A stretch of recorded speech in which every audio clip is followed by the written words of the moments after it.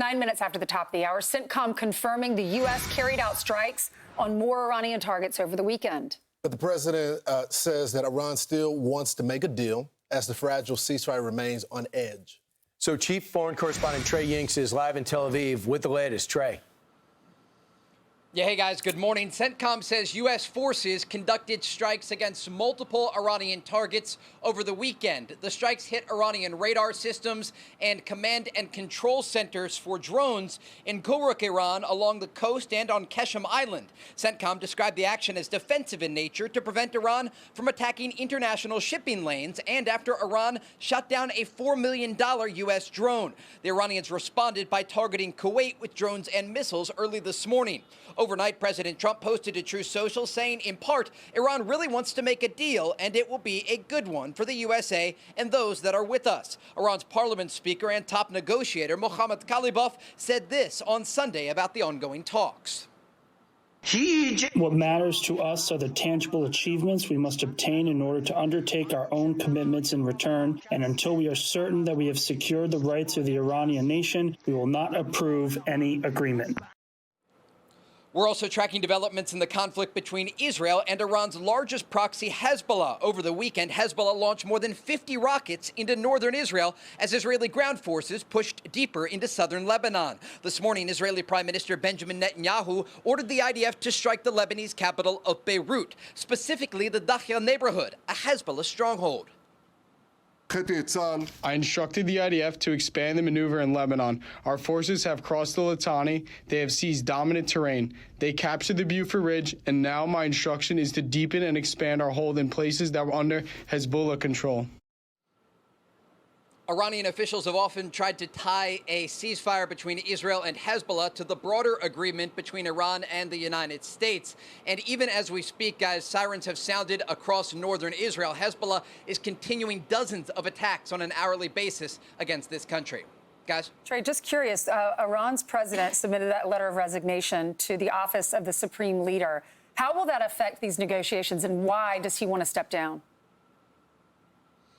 So we've not been able to confirm those reports that Iran's President Masoud Pezeshkian has offered his resignation. And even over the weekend, Pezeshkian said the reports were not true. They initially came from Iran International, which is a media organization that is affiliated with Iranian opposition. But broadly, when we talk about the fracture that exists inside of Iran, it is something to discuss in the framework of these ongoing conversations with the United States, because there are more moderate voices in Tehran, such as the parliament speaker, Mohammad Khalibaf, Masoud Pezeshkian, the country's president, and others who are reportedly clashing internally with Iran's IRGC, these hardline Islamic officials that want to return to war with the United States. And this is part of the challenge right now for the Trump administration as they try to get a deal together with Iran. There is a fracture right now inside of Iran as it relates to the situation on the ground and what officials in Tehran want to happen in terms of those negotiations with the administration. So President Trump over the weekend, Trey, said, I'm going to change a little bit of my demands. I want to know specifically,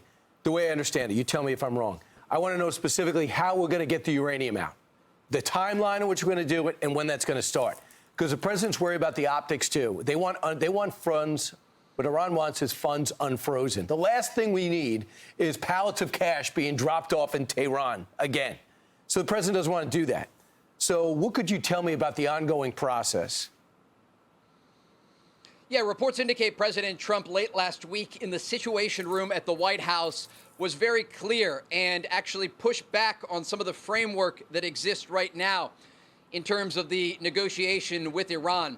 He wants more concessions from the Iranian regime and to ensure that the agreement will be a great deal for the United States. Remember, President Trump is operating in the best interest of the American people, and so the Iranians oftentimes are going to push back on many of these points within a possible agreement. But the president said something very interesting to Fox News over the weekend, and I'll repeat it here. He said during an interview that initially the Iranians were committing to not having a nuclear weapon or creating a nuclear weapon within their country. And the president raised a very important question. What if the Iranians try to buy a nuclear weapon on the international black market? And ultimately, this language was included in the agreement. And it gives you a sense of just the attention to detail that President Trump has in this possible agreement with the Iranian regime. And it's the reason that this is taking some time, because the president isn't simply going to sign a bad deal. He wants a deal that has everything on the table, and the concessions that the Iranians are going to make as it relates to their nuclear program and their ongoing efforts to destabilize the region through the Strait of Hormuz are expected to be excessive. Great job out there, Trey.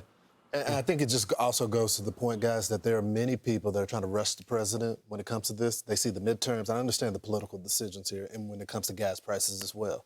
But he's not going to be rushed. And some of the language that we're getting there, it's just non-starters, and they're going back and forth. And so each week and each day we hear that they've come to an agreement. Well, the president hasn't seen the full language. He just hears in spirit of what's in the deal, and then he reviews it and says, I can't do that specifically. So give him the time that he needs. But it doesn't look like they want a deal, though. I will say that. Yeah, he had that great interview with Laura over the weekend and was saying, I can't be rushed. I'm not going to rush to make a decision here. Be sure to like and subscribe for all the Fox News latest on YouTube and catch full shows streaming now on Fox One.